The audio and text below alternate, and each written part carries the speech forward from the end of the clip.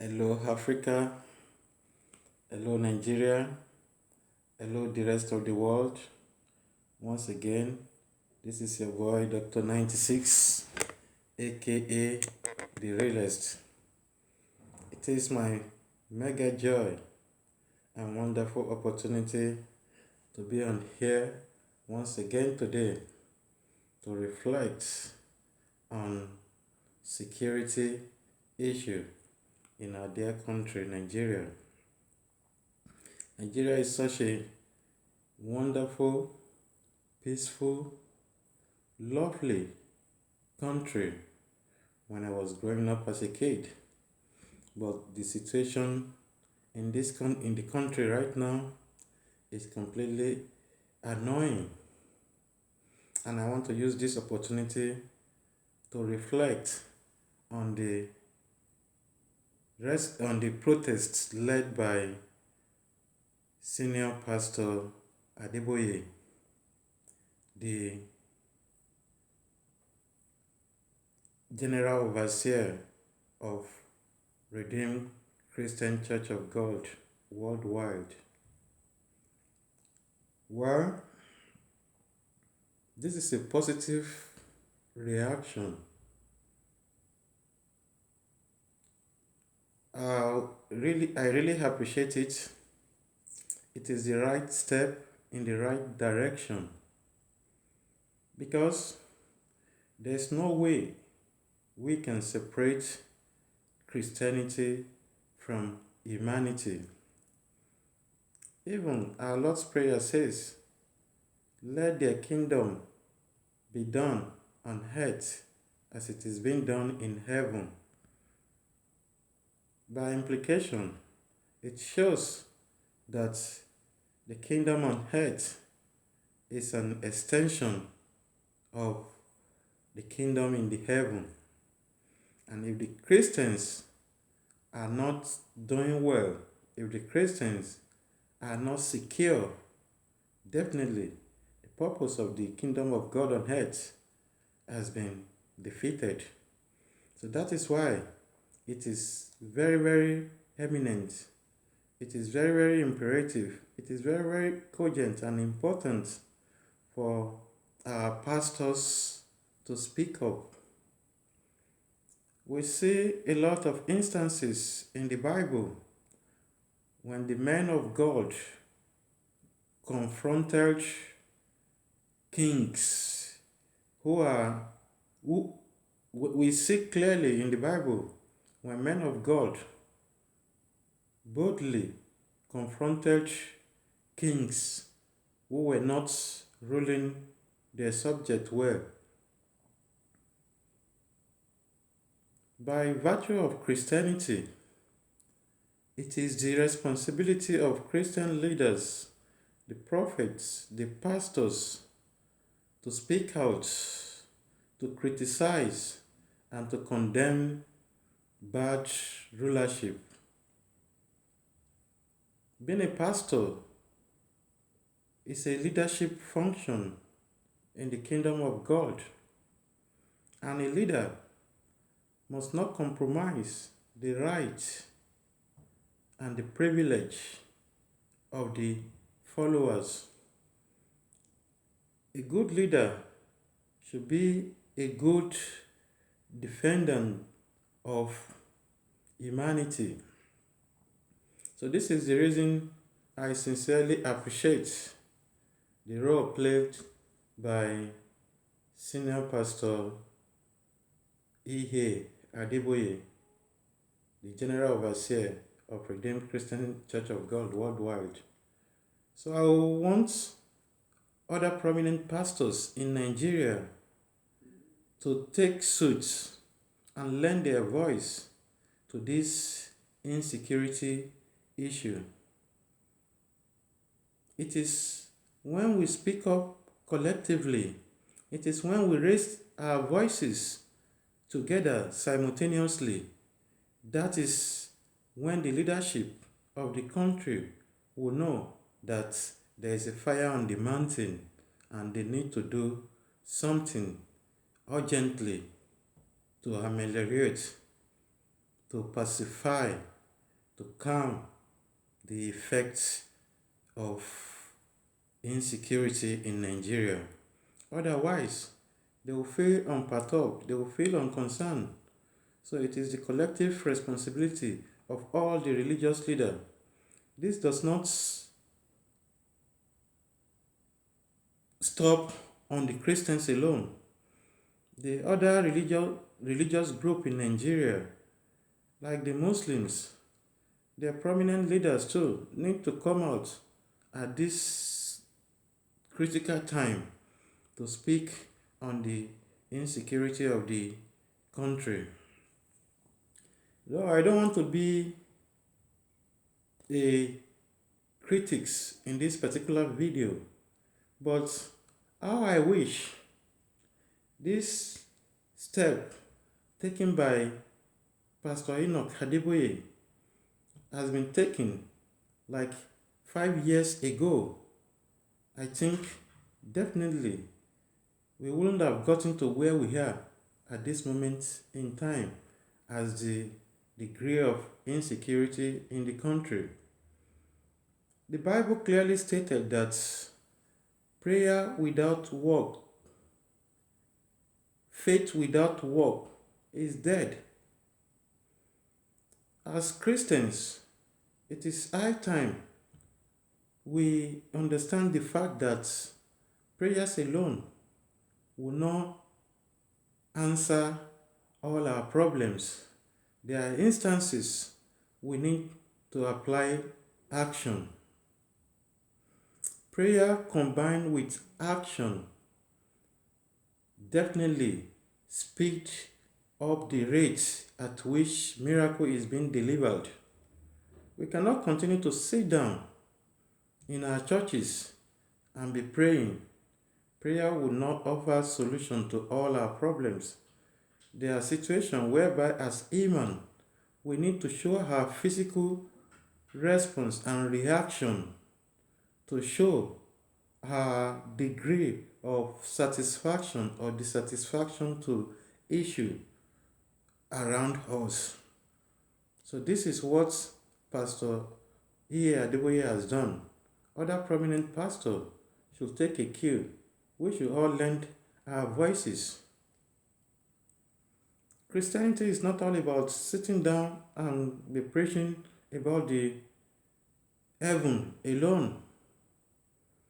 We are made to understand from the Lord's Prayer that the heart where we live now is an extension of the kingdom of God.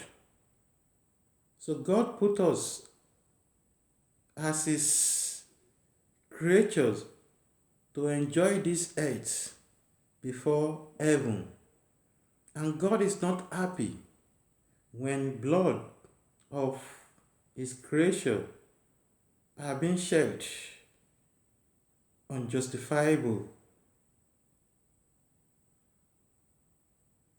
So as Christians, we need to stand on our toes right now.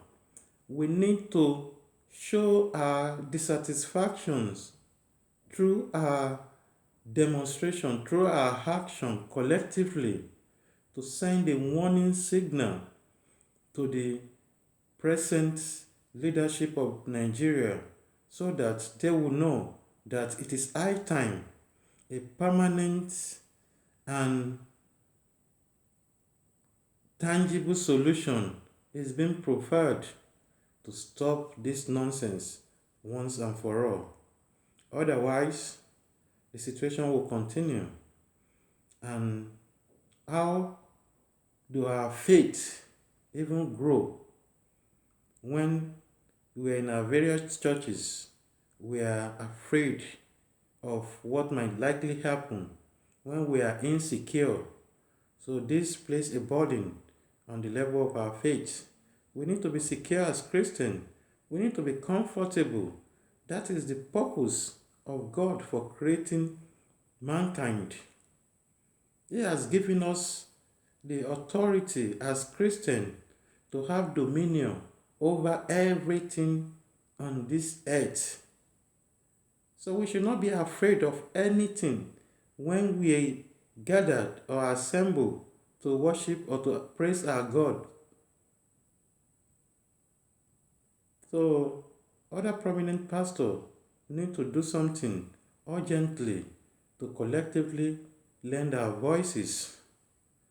This is the only way by which the government of the day can sit down tight and do something radical to correct this anomalous.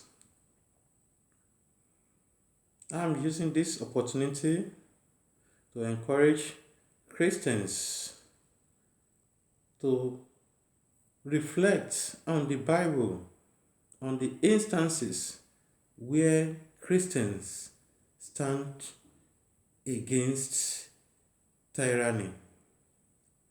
And as Wole Soyinka rightly said, that the man dies in the face of all who kept silence